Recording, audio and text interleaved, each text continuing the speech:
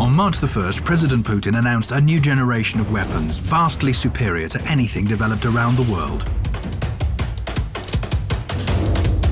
У России такое оружие есть.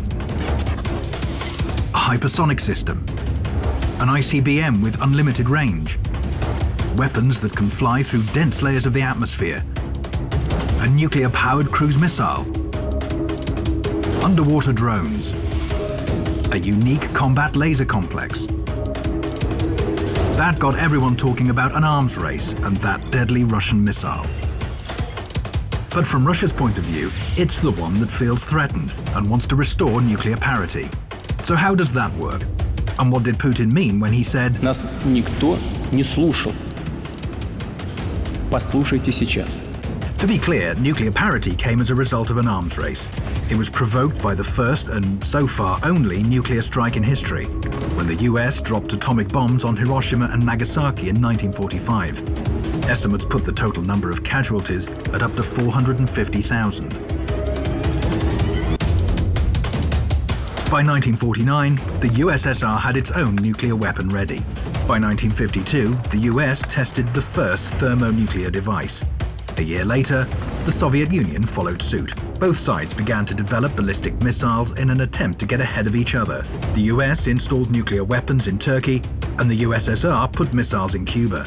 It was followed by the Cuban crisis, which saw the world teeter on the brink of nuclear war, until Moscow and Washington realized there could be no winners. That's when the period of détente came about. By the early 1990s, it seemed the tension between the two countries was over. It was a time of promises, although some would prove empty over time. NATO famously promised Soviet leader Mikhail Gorbachev that it would not move an inch to the east. Даже такие были выражения, как это было у Бейкера, госсекретаря, что мы и на 10 сантиметров не двинемся в интересах НАТО или что-то. Recently declassified documents on the 1990 negotiations proved Russia's account is accurate. If we maintain a presence in a Germany that is part of NATO, there would be no extension of NATO's jurisdiction for forces of NATO 1 inch to the east. There would be no effort to exclude anyone, and there would be no step taken at this time to push anyone ahead of others. In 1994, the US changed its mind about expanding east. We're going to move forward on this, but I'd never spring this on you. But over the past 18 years, NATO's been joined by Hungary, Poland, the Czech Republic, Bulgaria, Romania, Slovakia, Albania, Croatia, Montenegro, as well as the former Soviet republics of Lithuania, Latvia, and Estonia. NATO is now at Russia's doorstep. Here is an online meme on how Russia moved its country too close to NATO's military bases. Furthermore, the US moved its missile defenses closer to Russia's borders, another promise broken by Washington. In 2002, the US pulled out of the ABM Treaty signed decades before when the Soviet Union was still in place. What is missile defense? It enables one party to launch its own missiles and intercept any counterstrike. It could guarantee victory in a potential war. Of course, NATO and the US say their missile defenses are not against Russia, but against Iran and North Korea. But the locations tell another story. Missile defense installations were placed in Poland, Romania, California, and Alaska. They're also planned for Japan and South Korea. Missile defense ships patrol the seas close to Russian territory. Создаются системы, элементы систем противоракетной обороны, что нас очень беспокоит, и мы постоянно об этом говорим в течение 10 лет. Это разрушает стратегический баланс в мире. The balance is disrupted, and Russia, which hasn't ramped up its missile defenses like the US, is facing a deadly danger. Вы же все понимаете, о чем идет речь. Чего молчите-то? Вы все молчите. Ситуация усугубляется, ведь это подталкивает гонку вооружений, новый виток создает. Это же очевидная вещь. Вот мы все время думаем, а как ответить? Мы думаем, совершенствовать систему, преодоления систем противоракетной обороны. Вот это и есть виток гонки вооружений. Russia says it was forced to come up with a weapon capable of bypassing missile defenses in order to restore nuclear parity. The Kinjal MiG-31 can launch hypersonic missiles that can travel at more than 10 times the speed of sound. Thanks to that and their unpredictable trajectory, they are unstoppable. It's an unrivaled weapon.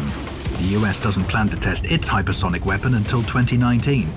The Avangard hypersonic vehicle can fly at up to 20 times the speed of sound.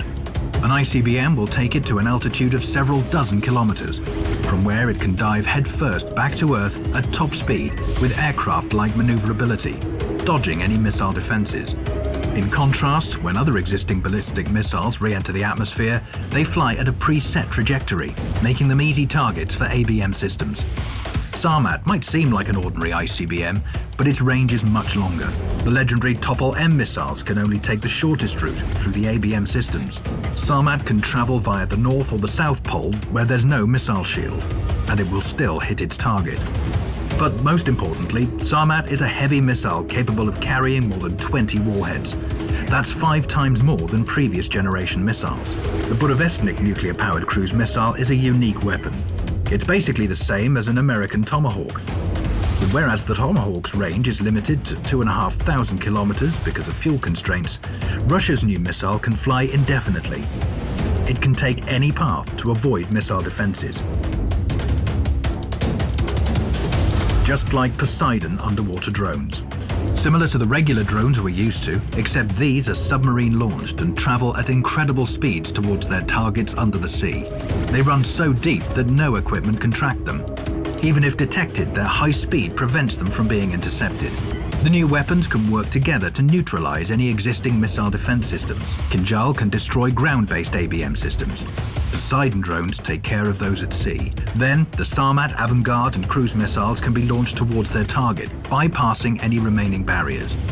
On top of that, there's also a combat laser complex, Peresvet, which is unique because it almost instantly delivers an energy beam to a target and has an unlimited battle reserve.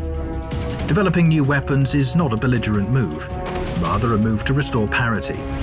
Perhaps this time the call for a balance of force and fair treatment all round will be heard. Нас никто не слушал. Послушайте сейчас.